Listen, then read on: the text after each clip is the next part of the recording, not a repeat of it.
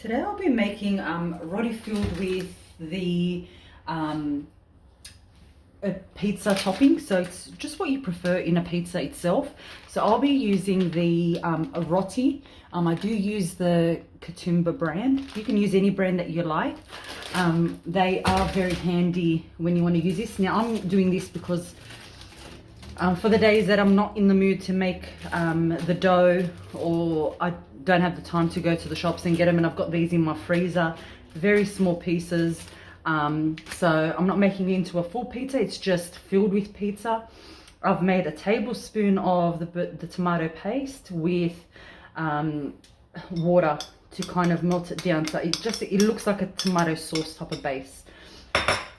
I've also then chopped up the onion. So this is my preferred, so like a supreme style. So I've got a handful of black olives.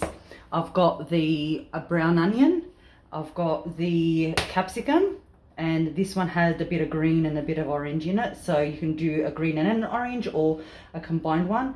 I've also got a can of pineapple. You can leave this out if you don't like it.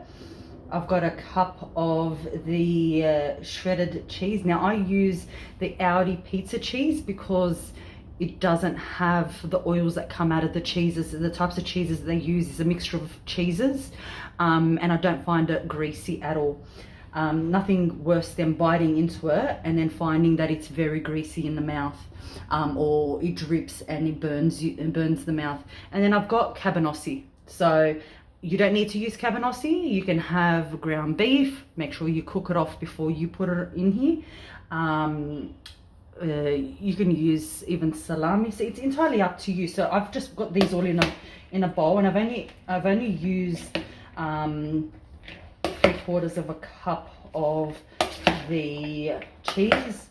So I mix it all up. Make sure you have them all separated. Mix it very well. You can add more cheese if you like. I prefer more of the toppings than the actual cheeses itself. But just keep in mind, if you're using pineapple, the more pineapple you use, the more liquid that you'll have come out of it. So you do need to cook it off a lot more. So what I start off by doing, I grab one of these. Now when I open it up,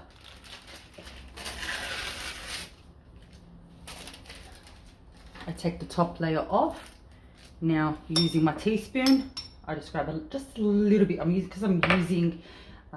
the pineapple. Just a little amount. You can make it thicker if you like. A lot of people use less in there, which is fine. And I just use about a spoon of the mix. You can add a bit more if you can seal it properly. So you want to make sure there's an even seal. I'll just add a little bit more. So we are going to halve this. So make sure that if it does not fit it, you take some out. So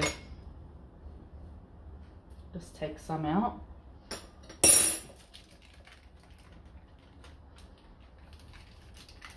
The first few will always be fiddly. You will seal it halfway. You can flip it upside down. So I just do the rotis filled with the pizza. So now that I've sealed it, you can actually freeze it.